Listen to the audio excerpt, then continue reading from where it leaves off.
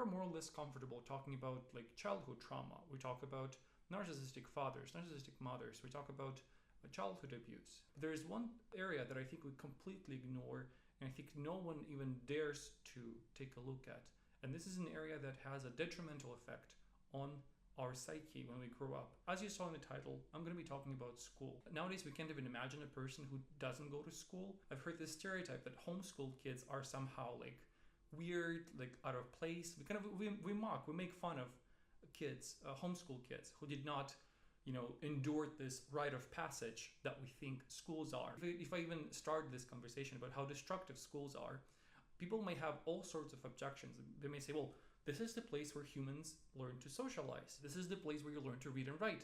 But I think most kids learn that before they go to school. I mean, certainly that was my situation. I learned to read and write at home alone, so I didn't really need school for that. So you see, like, there's probably a lot of like objections and a lot of uncomfort when it comes to the topic of school, because we've all sacrificed so much. We've all spent so many years in the education system that if anyone dares to question whether it was of any sort of help, I'm sure there's going to be a great deal of discomfort when you're going to listen to this video. What I want you to do is to pretend that you're an alien who just accidentally landed on Earth, and you've never spent a day of your life in a compulsory school education. You've never spent a day of your life in school or like in university. You don't know what it's like to do what you don't want to do. You just don't know what it's like. You don't know why would you even do what you don't want to do. Like, other people may tell you that it's important, you should do this is what it's good for you, but for you it's just like empty words. You just completely cannot understand how you can just do something that you don't want to do. There is no force that can compel you. As if you don't have kids right now who are in schools or universities. Like, imagine you don't have this, your like earthly experience, as if you're looking at this like with a fresh pair of eyes. And I want you to take a look at what's going on in reality and what effects it has on us as humanity. It's kind of weird that we don't even notice these signals that children are sending us, such as the amount of gun violence in American schools, right? The amount of kids who end their lives because of their test scores, right? Because of their exam scores. Doesn't that like ring a bell? Doesn't that like send a signal down your spine that something is horribly wrong? We can pretend that like as if these kids were just weird, wrong, as if they're just like out of the ordinary. They're crazy examples. They're not like other kids. They just have like some seed of evil, right? But I mean, if we're being more honest with ourselves, maybe all the rest of kids in that system also are slowly dying inside. Maybe they're also having so much anger because of how unjust what has been done to them is, that they're just also dying alive. They're just dying slowly. Maybe their signs of their suffering, of their torture, is not as visible as these kids, right? Maybe everyone who goes through that compulsory school education also feels the same, feels just as these kids. Do you think there's also, why is this weird fascination? Don't you notice these teenagers have this really interesting fascination with this, shooters, can I say this word on YouTube? They have this morbid fascination with these kids. And why is that? Do you think, why is that? Why are they so obsessed with their stories, their manifestos, like what their mission was or something like this? Why is this like almost like romanticized? Do you think, why is this romanticized? Do you think that maybe every kid has this kind of insurmountable amount of anger that they also kind of just bear inside of their body, and just these kids, just because of some circumstances, they just exploded in this disgusting, violent way? But how can we blame this particular kid? Like, what purpose is it going to even serve us to blame these kids as if they're just weird, crazy ones? But maybe this is the system that does this to them. Maybe this system that affects them in this way, that then can lead to this destructive consequences that their actions are. Yeah, let's remember, we're aliens. We're just observing it from the outside, and we're trying to make sense of what happens, right? We don't have our earthly experience. We just look at it with a fresh pair of eyes. So first, I wanted to take a look at grades. Grades, which I think is the most destructive aspect of formal schooling. First destructive aspect, probably everyone thinks about bullying, right? We love to talk about bullying. This is the only thing that we like to talk about. We enjoy talking about bullying. We enjoy, like, for example, I was also an object of bullying in my school, in my school years. I think most of us were bullied to some extent, but we love to talk about it. We love to talk about, like, kids are aggressive, kids are evil, kids are animalistic, and like tribal. They want to form tribes and ostracize like people who are others in some way. Like, we love to talk about bullying. We love to almost like to put the blame on children. We love to do that. We love to, instead of like examining the whole system, because it's extremely complex, we want to just put the burden of blame on these kids. We just want to say that these bullies, these evil bullies, make life miserable for these poor victims of bullying, and it's their fault that someone wasn't happy on school. Maybe it's not the confinement, the cell-like system which schools are, where you don't have any rights. Yeah, but I'm gonna also return to that. I'm getting ahead of myself. Basically, start with grades. What is a grade? What is a grade? Basically, grade is a system where people are rewarded or punished, right? It's a reward and punishment system, right? It's like a carrot on a stick, because we believe that children are motivated with grades. And you're probably like even confused, like, what's wrong with grades? Grades motivate people to achieve more. Grades motivate kids to be better. Basically, only people who were bred inside the system are going to think this way, because we'd never experienced anything else. So we believe that this system of reward and punishment is the only thing that can motivate a person, not their creativity, not their spirit of curiosity, not their will to learn, not their kind of desire to communicate, desire to express themselves. None of these things can motivate kids, because we are not aware of what these feelings are. We don't know what the states are. So for us, the only thing that can motivate a child is like a whip, is a fear of punishment. Just as if a kid were some sort of like a horse or an animal or a dog. Like, if you look at it on a larger scale, it just looks like dog training, like an animal training. Like, as if the teachers were dog trainer, and the kids were just learning to do tricks to please their trainer, to earn this reward, to earn this A or 100% score, or whatever else the grades kind of your country utilizes, right? So grades is the most destructive thing, because we are teaching kids to seek outside validation, outside kind of reward, instead of trying to look inward and try to kind of ask yourself, what do I want to do?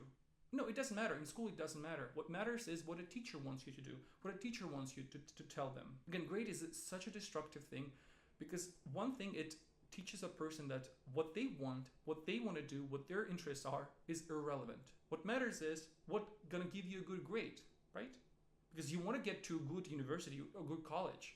You don't want to end up like working a low-end job, like you don't want to flip burgers like at McDonald's. You don't want to do that for the rest of your life. So that's why, again, it's a complete lie, because so many of like businessmen and entrepreneurial people, they're all dropouts. A lot of them didn't go to university. It's completely has nothing to do. The education, compulsory education, has nothing to do with the person's ability to take responsibility for their life. I would say that even goes against that. Schooling goes against a person's ability to take charge of their life. Because again, what you're learning in school is that everything that matters is good grades. And basically, like, so it's such a weird manipulation that it's so complex. There's so many levels. First of all, you get like a approval from your teacher. You get a pat on the back. Like, and because we're all come from like lonely, desperate childhoods, we all want this kind of reward. We all want this attention from adults, because we didn't maybe receive enough attention. We hadn't received enough attention from our parents, from our mothers, for example. So of course we're gonna kind of seek this approval from teachers. So this is one thing. We learn to basically imagine how long that is. Like, for 11 years or for 10 years, for I don't know for how many years you spend in your school, but for many years you just kind of always are trying to please this adult person. You're always trying to do your best to not to disappoint, to follow all the commands of this adult person. And do you think that maybe to some degree this adult may abuse this again, authority that she or he may have? Do you think that they also going to use it to serve their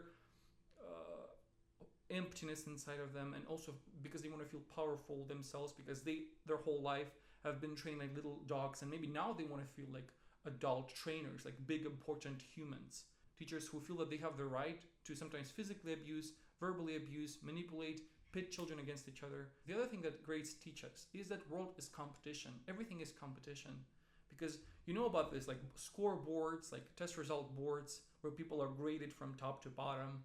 You know, like for example, how teachers love to announce like grades to children out loud, or even if they don't announce it, it's still visible. You still know who got a good grade based on their kind of grin, and who got a bad grade. So there is a Steve, right? So let's imagine we have a kid named Steve. Steve got an A. Like a teacher says, "Good job, Steve. You did such a good job on the test." maybe even not as obvious, right? But still, there will be signals to reward Steve because he's doing good. He knows a lot. Teacher is gonna definitely point more attention to this kid, to this Steve kid. So okay, Steve got an A, I got an F, I got maybe an E or a D.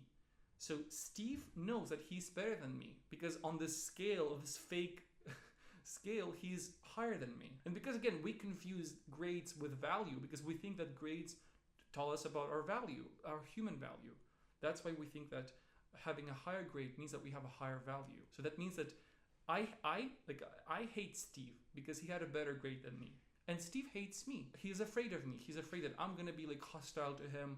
I'm gonna call him nerd, no lifer, like a teacher's pet. And he's gonna like also look down on me because I'm dumb, I'm uneducated, I'm like a. So you see, this is basically, it creates this weird competition, and that's why you think about all these cliques in schools, right? That people kind of hang out only with people who are like them. Oftentimes it's based off their class, social class, and their grades. And there's like always sense of hostility between kids. It is almost 100% because of grades, because we have to compete against each other, because I don't want to get an F, I want to get an A, I want to be better. And if I got an A, I look down upon these kids who got an F because I'm tired, I'm sick of myself for being this dog on a leash. I'm sick of myself and I'm trying to find, like some sort of reward in all of this hellscape. And this reward is feeling better about myself because I did better than other kids. So I'm better than them because they got a worse grade. They're dumb because teachers make us believe that grades somehow sort of signify my intelligent abilities, where nothing can be further from the truth. But that's what kids believe, that he's a smart kid, he got straight A's, he's a smart kid, right? That's what I was kind of a Steve in this scenario. I got really good grades and people assumed that I was smart, but I was just afraid of not being accepted by teachers. I was afraid to disappoint teachers. I was looking for attention from teachers. I was extremely lost and sad and lonely. But these people, like, for example, people believe that Steve feels better than me, for example. If I'm not Steve, right? I feel that Steve feels better than me because he gets all this attention from teacher. But I, as a Steve, know that no, I felt humiliated. I felt really shitty because teachers just use me as a tool, like as a little slave who will like just do everything you tell me to do because like I'm a good boy. I want to be a good boy, right? To my teacher to get a reward, so that I get some like sliver of attention from that teacher, from that said teacher. So I felt miserable, just as this kid who didn't get any attention from a teacher or get only negative attention, like stop doing that, like only aggressive yellings, like name calling, threats. I'm gonna call your parents. You're gonna like all this completely disgusting behavior. So I mean, and this kid who was punished for bad grades thinks that I have it better because I get all this positive attention, positive reinforcement from the teacher. But in reality, I feel as miserable as that kid because I feel like a dog on a leash. I feel I have no self-esteem, no confidence. Grades basically teach you that you don't have any self-value. Basically, kids confused value with grades. And that's basically the purpose of school. That's what school teaches us, that outside validation shows your inner worth. So your grade shows your inner worth. Again, we can pretend that, it's not true, kids don't think that way, but remember, go to your childhood. Remember a time when you got a bad grade and how shitty that felt. Remember when you got a good grade and how good that felt. Maybe you got attention from your teacher. How good that felt. You can remember that. I'm sure you can remember that. So of course, kids think that grades mean self-worth, that it means validation. It means I'm important, I'm valid, I exist because I get all this spotlight from a teacher, right? Of course, kids confuse that. And I think it's structured this way so that kids think that, so that they strive harder to be obedient adults. That's the next thing, that basically we're talking about the relationship dynamic between a teacher and a student. We're talking about the dynamic where one has all the power, all the authority, just because they're older, so they can tell the other one what to do, what to say, what to think, what not to think. They have this ability to give someone grades. They have the ability to grade, to evaluate. Think about the word evaluate. You evaluate children, basically. And evaluate has the word value inside of it, right?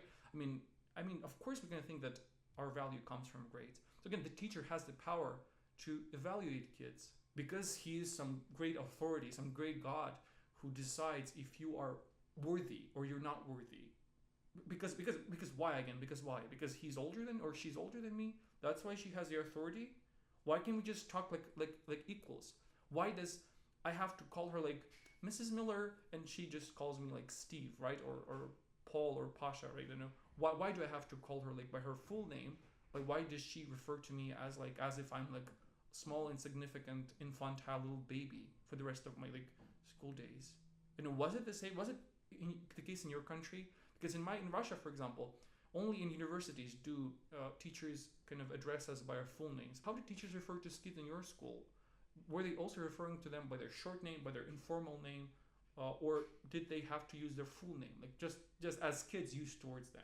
Or was it not? Was there not equality in that sense? Because from what I've seen in American schools and in Russian schools, there's no equality there. You're just like, yeah, teacher is more important than you, and you're like, you just have to obey the rules that teachers offers you. I mean, the thing that we obviously notice how insane it is bathroom passes, right? In American school, bathroom passes, where, or basically, I'm sure it's everywhere the same. It's the same thing where children have to ask for permission to use the bathroom, right? And then teachers also make fun, or can I go to the bathroom? I don't know, can you? Like teachers can also make fun of just having power over someone's, I don't know, like bodily function is not enough. I also want to make fun of the way you phrase it. You see, like schools are oftentimes just torture chambers. They're just like little. I'm sorry for this gross comparison, but oftentimes they're like BDSM rooms, BDSM sessions. Who teachers are just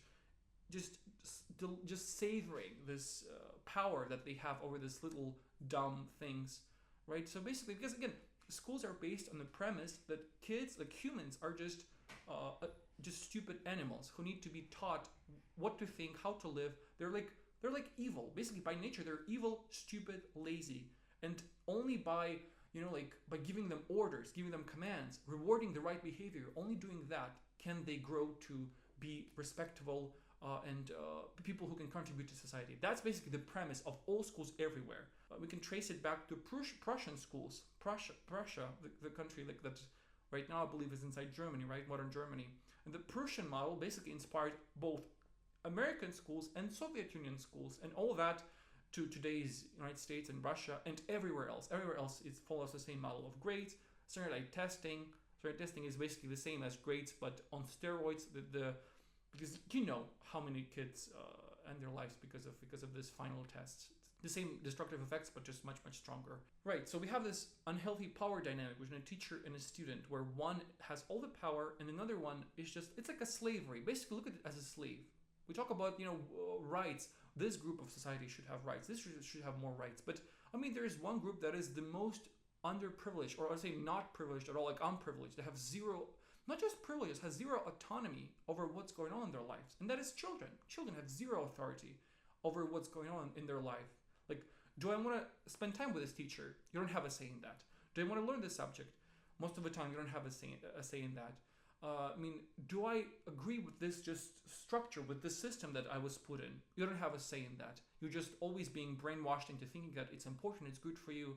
And as an adult, you think that indeed was the case, even though you're just completely a lost person with no will to live, with no curiosity, with no interest. You don't know what you want to do. You don't know what you can do. You don't know what your strengths are, what your weaknesses are. You have zero idea of these things, which are the most important things for any human being.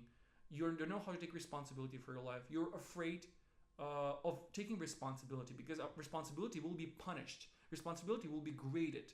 You will either get an A or an F for when you take a responsibility, and you're afraid of that. You confuse responsibility with guilt.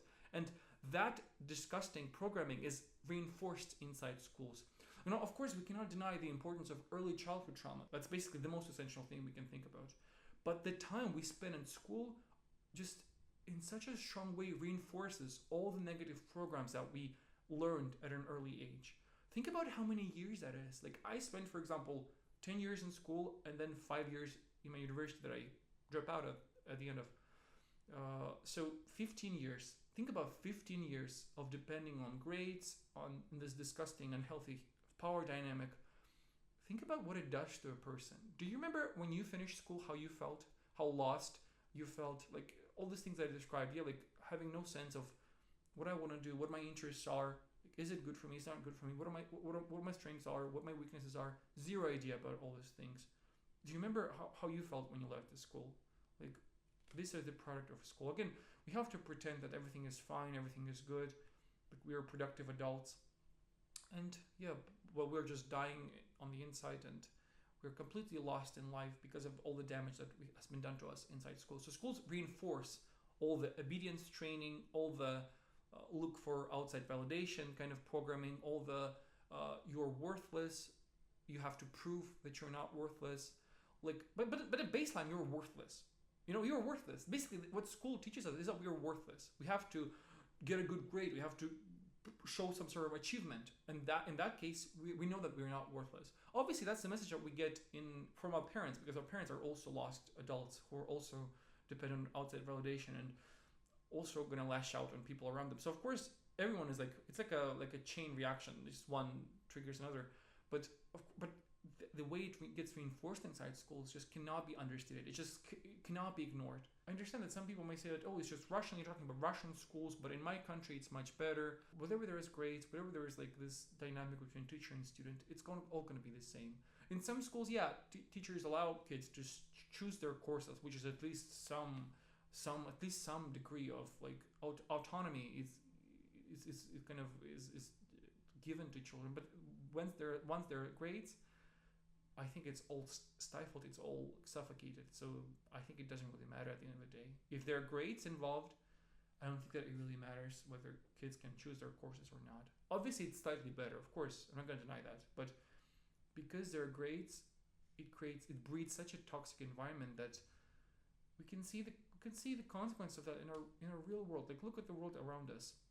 I think that a lot of the destructive things that happen around us are because of this inner hunger for competition, of this inner hunger to compensate for how shitty we feel, and because we feel that if I'm going to be better than my other person, then I'm going to be happy finally, right? If I'm going to be richer than them, if I'm going to be skinnier than them, if I'm going to be more successful than them, like hold a better job than them, if I have a better family than them, a better house, a bigger house, more subscribers on my YouTube channel, more, just all these things. If I'm going to be better than other people, I'm going to feel satisfied, I'm going to be happy. This is one of the lessons that we learn at school, and this is about competitions. We're competing against our neighbors. We're competing against our literal brothers and sisters, our mothers, fathers. We're competing with everyone around us. Do you think that can also like spill over to like in a more geopolitical level, when basically countries have to compete against each other and because they always feel this looming threat? Do you think that can also affect like global events and possibly like to the hostility that we can kind of bear towards other nations, other races? Do you think that it can also have to do with that? This feeling of being worthless, this training, everyday training for 11 years of being taught every day that you're worthless and that you need to be better than someone else to not to be worthless. You need to get a better grade. Again, A can exist only if there is an F, right? So a winner can only exist if there is a loser. So of course, if you want to feel better, you need to find a loser. So that loser can be like another country, like the hostilities between Russia and the United States, for example, right? It's the same in every country. We're always looking for some outside enemy, some boogeyman that we need to conquer, destroy, and then come like as winners. Because again, winners can only exist when there are losers, and winning feels better when there are more losers, right? See, schools have nothing to do with teaching us knowledge. Schools were never designed to teach us knowledge. I think libraries, for example, were designed to kind of give us knowledge, but schools were never about knowledge. They were never about like teaching people how to be self-reliant, self-sufficient, respect themselves, be introspective, be conscious. Schools have nothing to do with all these qualities. With being creative, with taking autonomy, being able to take responsibility for your life. Schools teach nothing of the sort. Someone else will tell you what to do. So we are always looking for adults in the room. But like when we are adults, like do you think how like we always are trying to find adults in the room who will tell us what to think and how to behave, and we never question everything that comes our way because experts says so, right? Because these people, of course, they know better, right? They know better because they themselves are not zombies who've been just programmed to think a certain way and never questioned this box they've just installed around them. It was being installed, but also they helped to install this box. Can it possibly lead to wars, to like regional conflicts? Do you think this desire to compete, to destroy, to humiliate someone else, to feel better, do you think that can lead to some disgusting things, disgusting behaviors? And then we're gonna cry and say that, well, I want to have world peace, but I don't want to change schools. I don't want to remove grades. Grades are good, but wars, I don't want to have wars. But I understand that maybe it's difficult to draw this connection because I tried to explain it, right? To win, you need to lose. Because to have an A, you need to have an F. And to sort of, and if you want to feel good, you need to win over someone. The only enjoyment that we have is winning, is like destroying someone else, is like humiliating someone else. That's the only enjoyable thing. Look about this endless like arguments and on Reddit, on YouTube comments, like when people try to prove you're wrong, I'm right. Like it's all we're basically like we're ready to sacrifice our lives in this illusionary pursuit of winning, and that stems from being taught in schools. Again, we don't know what skills, we don't know what we want to do. We just want to serve and be good and look good in the eyes of other people, who are like teachers or parents. But I understand that it's difficult to accept. Maybe not understand. I think on the level of mind, it's possible to understand how many years you spend there, how many years your children have been there, and probably are going to still be there if you have children. You know, like you sacrifice so much that it feels unjust that someone may have the right not to endure the same obedience training, the same kind of humiliation. It's like it's not fair that someone gets to not experience that. That's why I think we lash out so much on homeschooled kids. And look at what happens to homeschooling. For example, in Europe, as far as I'm aware, it's extremely difficult now to just say that, hey, government, I'm fine. I can just raise my own kids. I prefer to have more responsibility over what goes into their ears. So I'd rather homeschool them. How difficult it is now in European countries? Do you think isn't this dangerous? Do you think there's some danger in that? That no, we want you to come to this compulsory schools, and we want to instill a certain ideas in these children, a certain set of values. Again, we pretend that it's about acceptance, diversity, blah blah. But at the end of the day, what grades teaches us is that I need to be better than other people. I need to win. I need to destroy someone else to feel better about myself, to get an A. Again, if everyone gets an A, it doesn't feel good, right? It doesn't feel good. If you think about on a larger scale, schools were never meant to teach kids like knowledge. They were created as like tools to basically promulgate like a government's agenda. They were always, so schools are successful at what they're doing, but their aim is not to teach kids, it's not to give knowledge to kids. It's to basically train them to be obedient citizens, to be like little cogs in the machinery, to be little obedient slaves and little soldiers who are going to die for their country, because war is the only way to solve problems, because that's the dead end we reached with our current state of consciousness, that war is the only way, unfortunately, to solve problems.